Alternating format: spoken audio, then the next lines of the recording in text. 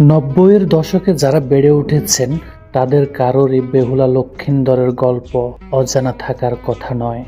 বগুড়ার গোকুলমেদ নামক স্থানটি বেহুলার বাসরঘর অথবা লক্ষিন্দরের মেদ নামেও পরিচিত। বগুড়া রংপুর মহাসড়কের ৩ কিলোমিটার দক্ষিণে গোকুল গ্রামে বেহুলা লক্ষিন্দরের বাসরঘরের অবস্থান।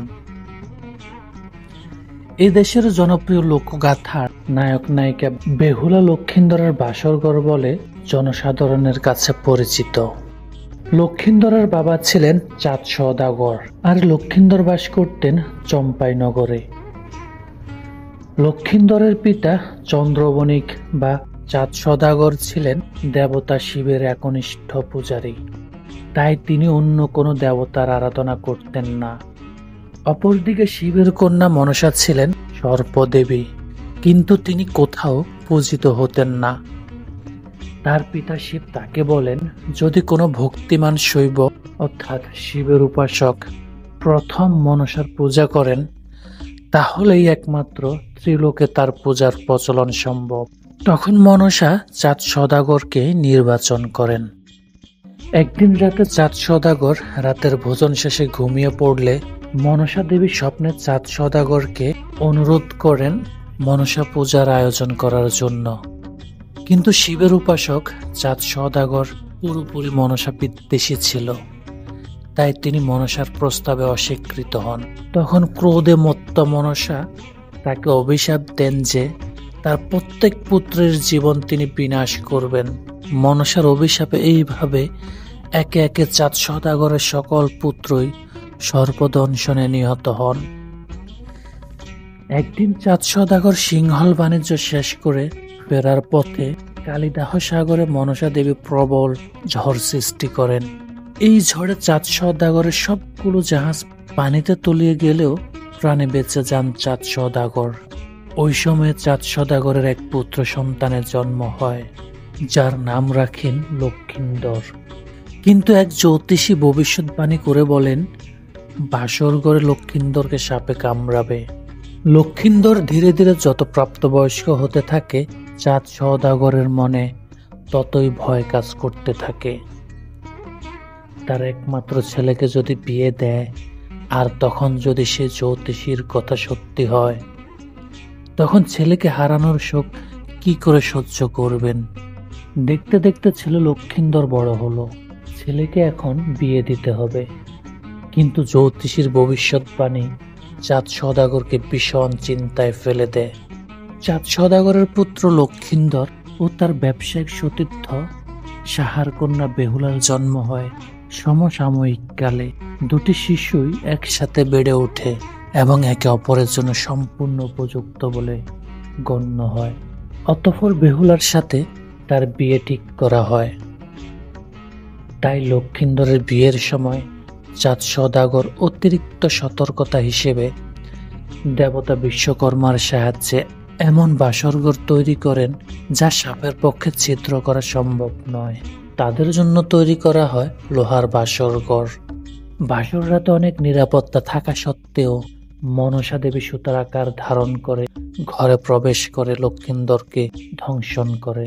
সে যুগের রীতি ছিল, সাপের কামড়ে কেউ মারা গেলে দাহ না করে ভেলায় ভাসিয়ে দেওয়া হতো, এই আশায় যে ব্যক্তিটি হয়তো কোনো অলৌকিক পদ্ধতিতে ফিরে আসবে। তখন স্বামীর মৃত্যুতে শোকাহত বেহুলা সবার বাধা অগ্রাহ্য করে তার মৃত স্বামীর সাথে ভেলায় চড়ে বসেন। লক্ষিন্দরের সঙ্গে ভাসিয়ে দেওয়া হলো বেহুলাকেও। 6 মাস ধরে জলে ভাসতে ভাসতে এই গ্রাম থেকে সে গ্রাম ঘুরতে থাকে। এক সময় লক্ষিন্দরের দেহে পচন ধরে। গ্রামবাসীরা তাকে মানসিক ভারসাম্যহীন মনে করতে থাকে।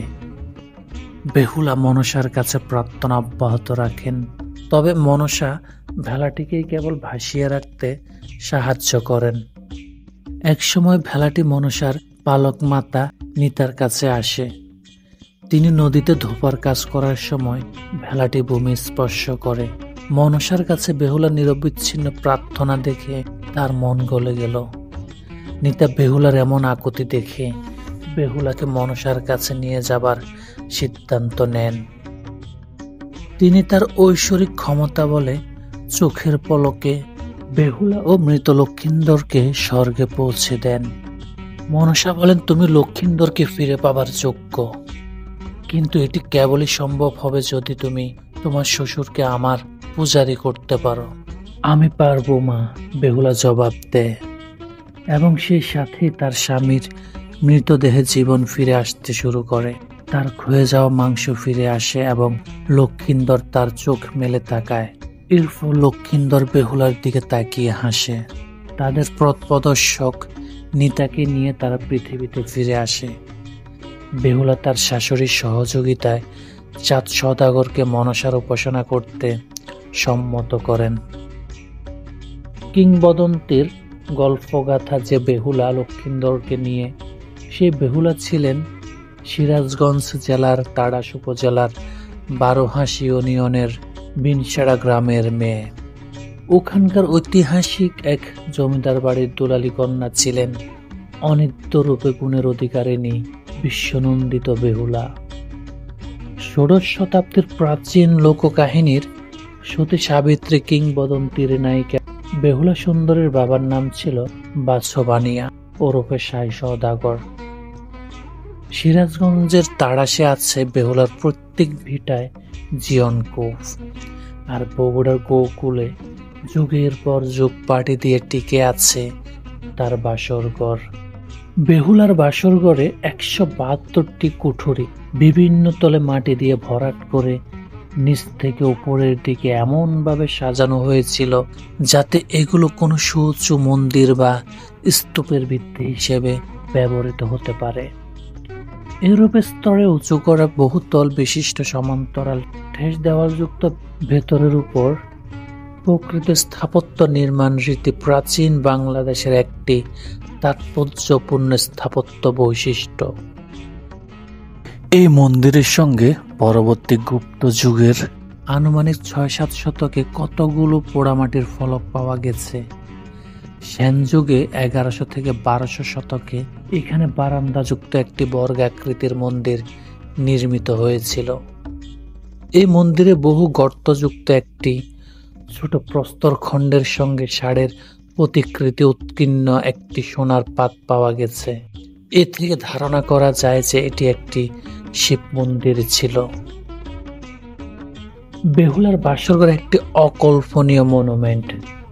বর্তমান গবেষকদের মতে এই মনুমেন্ট ৮০৯ থেকে ৮৪৭ খ্রিস্টাব্দে দেবপাল নির্মিত একটি বৌদ্ধ মঠ।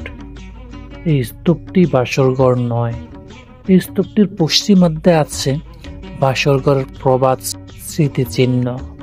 পূর্বার্ধে রয়েছে ২৪ কোণ বিশিষ্ট চৌবাচ্চা সদৃষ্ট একটি বাথরুম। এই বাথরুমের মধ্যে ছিল ৮ ফুট গভীর একটি কূপ। কথিত আছে কূপটিতে বেহুলা লক্ষিন্দর মধুনিশি যাপনের পর কূপে রক্ষিত জলে স্নান করে তাতে শুদ্ধতা লাভ করতে সক্ষম হতেন। বগুড়ার মহাস্থানগড় দেখে ফিরবার পথে বেহুলার বাসরঘর দেখে আসতে পারেন।